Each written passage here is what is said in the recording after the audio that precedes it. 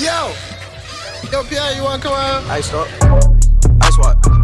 Whoa, whoa, baby, poke it out, whoa, poke it out, poke it out, whoa, baby, poke it out. Hey everybody, it's that time again, and we're gonna be making a new video today. The last two videos I had were kind of different. They were, instead of me talking to you with my voice and my face, it was just my voice.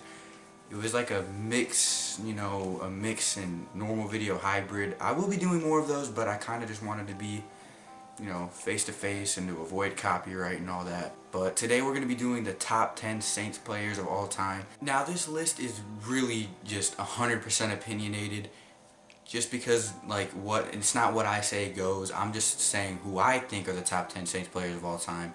My list might not be the same as your list. If you don't agree, let me know. You don't gotta be all aggressive about it. Just type down in the comments that you don't agree with what I'm saying, and I'll feel it, and I'll read your list, and I'll be like, alright, cool, that makes sense. But let's get into it. Number 10 for me is gonna be Joe Horn. I'm gonna have to read his stats and stuff off my phone because I don't have any of this stuff memorized. But Joe Horn played 102 games with the Saints. Over that time span, he had 523 receptions for 7,622 yards and 50 touchdowns. That ranks third in franchise history. Joe Horn deserves to be on this list. He's number 10. He's not top 5, but he is definitely up there. You know, in the beginning of his career, he spent 4 years with the Kansas City Chiefs, and he struggled really hard. He just broke out when he came to New Orleans. Very good success story for Joe Horn. He deserves to be on this list, and I respect him because he is an all-time great when it comes to the Saints. So now we're going to move on to number 9, and number 9 I have Pat Swilling, who was the second anchor of the Dome Patrol. He was just as important as the others. He had 76.5 sacks, third in franchise history, and he had 24 forced fumbles. That is a crazy career.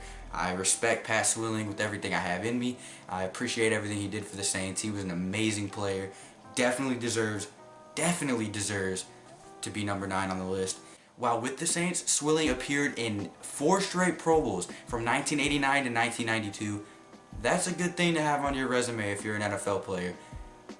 I respect Pat Swilling. He gets number 9 for sure. I don't want to put him any higher because there are clearly better players, more impactful to our franchise, but he's definitely worthy of a spot on the list. On number 8 on the list, we have none other than Deuce McAllister himself. Deuce is the Saints' all-time greatest running back. He's our all-time leading rusher with 6,029 yards. He may be passed up here by Mark Ingram soon, but as of right now, he's the greatest running back the Saints have ever had. I mean, that doesn't say much because we've never really been a rush-heavy team. We've never had a dominant running back, but Deuce McAllister is the closest thing we have to that, so he definitely deserves a spot on this list, and for me, he's number 8. Number 7, we have the man himself, Marques Colston. Marques Colston is he has one of the greatest success stories of all time. He was drafted in the 7th round of the draft, my guy, and went on to make a huge impact for the Saints. It's crazy. Let me read you his stats real quick. He holds the franchise record for most receptions with 711. He holds the franchise record for most receiving yards with 9,759. Receiving touchdowns with 72. Total touchdowns with 72.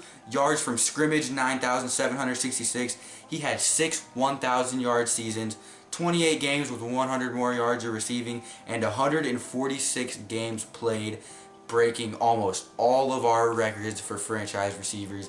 It's crazy, and he did that all as a 7th round pick. It's crazy. He isn't called the Quiet Storm for nothing.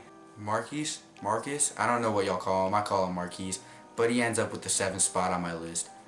Shouts to Marques Colston. That man's a monster. At number 6, we have Sam Mills. Sorry if everything is being explained a little bit faster. My camera died. I had to wait like 30 minutes for the charge to be able to turn on. It's 1:19 in the morning. I gotta be up kind of early tomorrow, so if I explain things a little bit too quickly, I'm sorry. But number 6 on my list is Sam Mills. He had 894 tackles in a span of 133 games. That's pretty great for an undersized 5'9" inside linebacker. He was a part of the Dome Patrol. He's a really respectable player. He did amazing things in New Orleans, and sadly, he lost a 2-year battle with intestinal cancer. and died at the age of 45 in 2005. Rest in peace to Sam Mills. He was an amazing player. Now moving into my top 5. This is going to be more interesting than, what, 10 to 6. So, top 5, this is where the great players are at. These are where the GOAT players are at. These are where the Hall of Fame inductee players are at. Great, great, great players. Amazing for our franchise. Let's kick it off with number 5. And at number 5, I have Willie Roaf. Willie Roaf, or Nasty, of the New Orleans Saints, was an amazing offensive lineman that left his mark in the NFL early in his career. Oh my God, that man was a monster, pancaking everybody.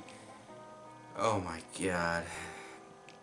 He went on to play in 131 of his 144 games for the Saints. He was an extremely reliable player. You couldn't really ask for more than that. He was amazing at pass protecting. I mean, Drew Brees couldn't have asked for a better lineman. Willie Roaf was inducted into the Pro Bowl 11 times. 11 as an offensive lineman. That explains how great of an offensive lineman he was. 7 of the Pro Bowls he went to spanned from 1994 to the year 2000. So he had 7 straight Pro Bowls as an O lineman. That is crazy. Amazing resume for Willie Roaf. Massive respect to him. He stays following people on Instagram. He follows my Saints page, actually. Willie Roaf does. He follows my Saints Instagram page. He's active. He likes my stuff. Shouts to Willie Roaf. At number 4, we have none other than the kicker, Morten Andersen. Morten Andersen is the Saints' all-time leading scorer as a kicker. Isn't that crazy? He has accounted for 1,318 points in 196 games. He averaged 7 points per game, nearly 7 points per game, but Morten Andersen as a kicker averaged nearly 7 points per game throughout his tenure with the Saints. That's ridiculous. Probably, arguably the greatest. He's the greatest kicker of all time. Morten Andersen is a legend. Saints Hall of Fame inductee. Amazing kicker. Let's move on to number 3. At number 3, I decided to show respect to Archie Manning. Amazing quarterback trapped with a terrible team. He was a part of the team widely known as the Aints. I'm talking about fans wearing paper bags on their heads to the game. Just bad vibes. He was not a part of a good team at all. Archie Manning was nicknamed Mr. Saint and was drafted with the 2nd overall pick in the first round of the 1971 draft. He played 10 full seasons in the black and gold. He deserves to be on every Saints top 10, top 5 list. You can't not put Archie Manning on there. Mad respect to Archie Manning, one of the Saints all-time greats. At number 2, we have none other than the man himself, Rickey Jackson. Rickey Jackson is one of the few players lucky enough to get his number retired. That's how amazing he was. Was the anchor of the Dome Patrol. We wouldn't have been the Dome Patrol without him. He defined New Orleans and he defined the New Orleans Saints. He was an amazing player, Hall of Fame inductee. Other than that, I'm going to read to you guys off some of his achievements when it comes to being a Saint. He has most tackles in franchise history at 1,104, most sacks in franchise history at 115. There's also 8 unofficial sacks in 1981.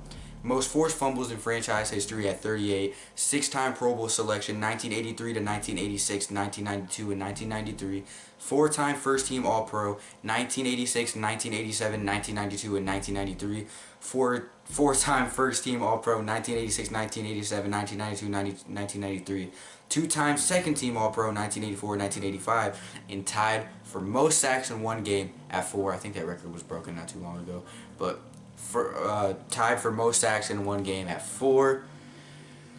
Whew, that is a whole list of just things he's accomplished here. He accomplished as a New Orleans Saint. He played 13 seasons for us and only missed 2 games. He's one of the most reliable players in NFL history. We all love us some Rickey Jackson. That man's a GOAT. One of the greatest football players of all time. Not even just one of the greatest Saints of all time. That's why he was a Hall of Fame inductee. Rickey Jackson's a GOAT.